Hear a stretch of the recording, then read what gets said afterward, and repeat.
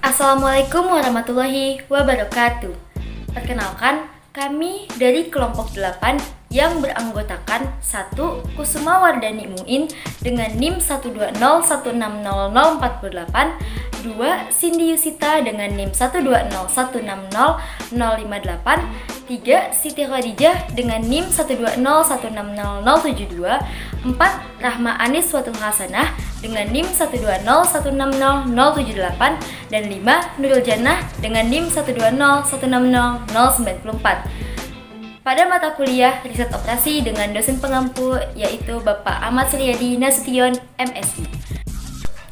Pada kesempatan di video kali ini, kelompok kami akan membahas sebuah judul yakni algoritma Dijkstra. Dalam algoritma Dijkstra sendiri, kami akan membahas beberapa poin-poin yang terdapat di algoritma Dijkstra, yakni yang pertama, apa itu algoritma Dijkstra, yang kedua, langkah algoritma Dijkstra, yang ketiga ialah implementasi dari algoritma Dijkstra, dan yang keempat ialah contoh soal dari algoritma Dijkstra. Yang pertama, apa itu algoritma Dijkstra?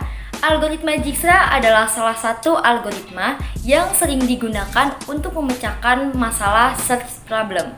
Nah, masalah yang ada seperti menyelesaikan masalah jarak terpendek atau shortest path problem pada sebuah graf yang terarah atau directed graph.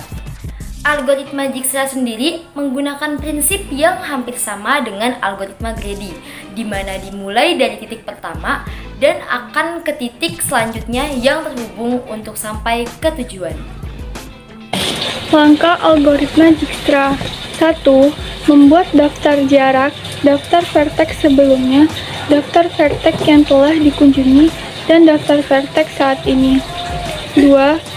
Semua diberikan nilai pada daftar jarak tidak berhingga kecuali vertex awal yang merupakan titik permulaan yang diberi nilai 0. 3. Vertex yang telah dikunjungi diberi nilai false. 4. Semua nilai pada vertex sebelumnya diberikan nilai khusus yang menyatakan belum terdefinisi seperti 0. 5. Vertex saat ini diset menjadi vertex awal. 6. Marking vertex menjadi telah dikunjungi. 7. Update daftar jarak dan daftar vertex sebelumnya berdasarkan vertex mana yang dapat segera dikunjungi dari vertex saat ini. 8. Perbarui vertex saat ini ke semua vertex yang belum dikunjungi yang dapat dicapai oleh shortest path dari vertex awal. 9. Ulangi dari langkah 6 sampai semua titik dikunjungi. Implementasi algoritma Dijkstra pada game Pac-Man. Pac-Man game merupakan salah satu game berbentuk labirin, di mana game ini telah menggunakan artificial intelligence atau kecerdasan buatan. Kecerdasan buatan tersebut tersusun dari beberapa algoritma yang disisipkan dalam program. Game ini dibuat untuk memberikan tujuan kepada player untuk mengambil semua titik dan menghindari ghost yang mengejar pemain. Ghost dapat mengejar player dengan menggunakan penerapan algoritma. Salah satu algoritma yang dipakai adalah algoritma Dijkstra. Untuk alurnya sendiri yaitu yang pertama membuat map. Map ini merupakan sebuah peta atau tempat labirin yang digunakan sebagai tempat ghost dan Pac-Man berada. Pembuatan map dapat dilakukan dengan mendesain map menggunakan aplikasi seperti Photoshop atau CorelDRAW. Langkah selanjutnya yaitu pengubahan map ke biner.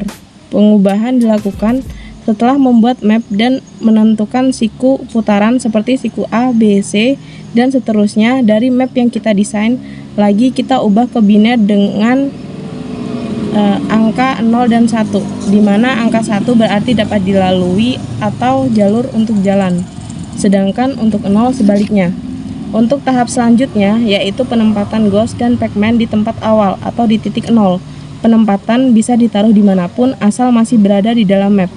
Yang terakhir adalah pengujian menggunakan tabel yang digunakan ghost sebagai pencarian rute terpendek untuk mengejar Pac-Man.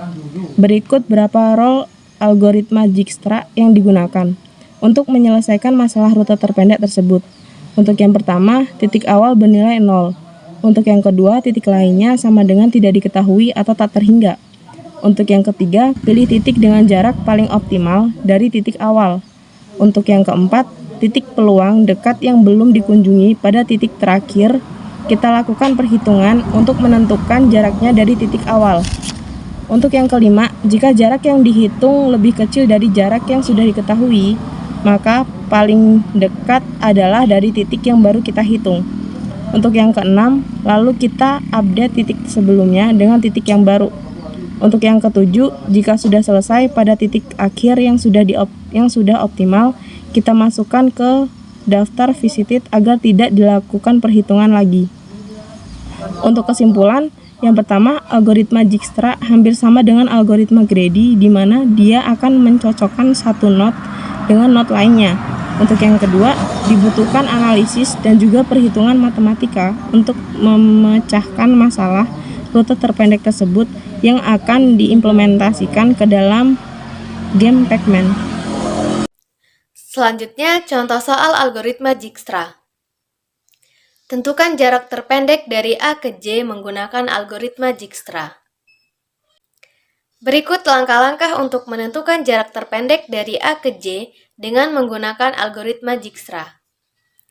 Yang pertama, pada awalnya status dari node yang belum terpilih diinisialisasikan dengan angka 0 dan yang sudah terpilih diinisialisasikan dengan angka 1.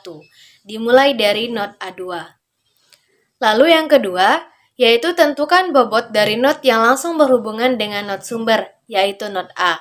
Seperti dari node A ke node B sama dengan 2, dari node A ke node C sama dengan 8, dari node A ke node D sama dengan 3, dan untuk node E, F, G, H, I, J diinisialisasikan dengan tanda strip, karena tidak ada lintasan yang menghubungkan secara langsung dengan node A3.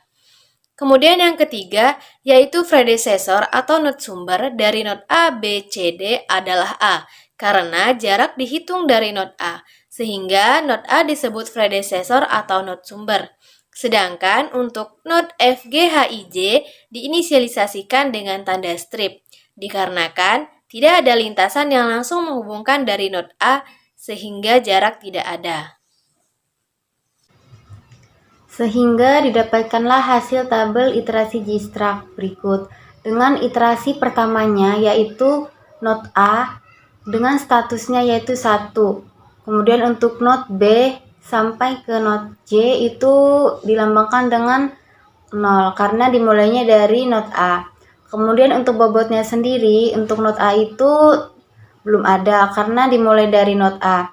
Kemudian untuk node B itu yaitu dari jarak A ke B itu nilainya 2. Kemudian untuk node C itu dari jarak A ke C itu nilainya 8. Kemudian untuk node D itu dari jarak A ke D nilainya 3. Kemudian untuk node E sampai node J itu sendiri belum ada karena tidak terhubung ke node A. Kemudian untuk predeksornya sendiri yaitu node A sama dengan A, node B sama dengan A, node C sama dengan A, node D sama dengan A. Kemudian untuk node E sampai J-nya itu belum ada, yaitu karena tidak terhubung dengan node A. Kemudian untuk iterasi keduanya yaitu caranya sama pada iterasi sebelumnya.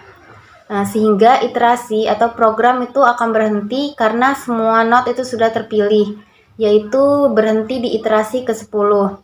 Sehingga akan menghasilkan jalur terpendek dari node A ke setiap node yang ada untuk melihat nih jalur mana yang terpilih dapat ditelusuri dari predeksornya.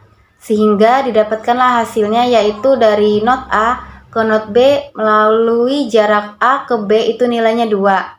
Kemudian dari node A ke node C melalui jarak A ke B kemudian ke C itu nilainya 7.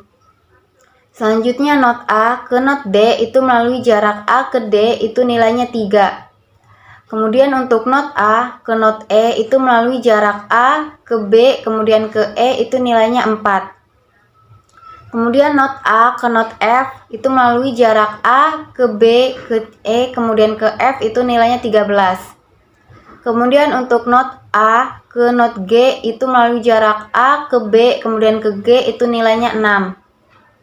Kemudian untuk node A ke node H itu melalui jarak A ke B ke E ke H itu nilainya 11. Kemudian untuk node A ke node I itu melalui jarak A ke B ke E ke H kemudian ke I itu nilainya 15.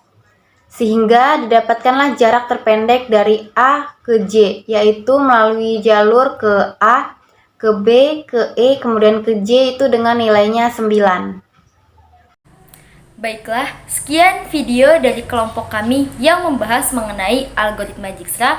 Semoga bermanfaat. Wassalamualaikum warahmatullahi wabarakatuh. Sampai jumpa.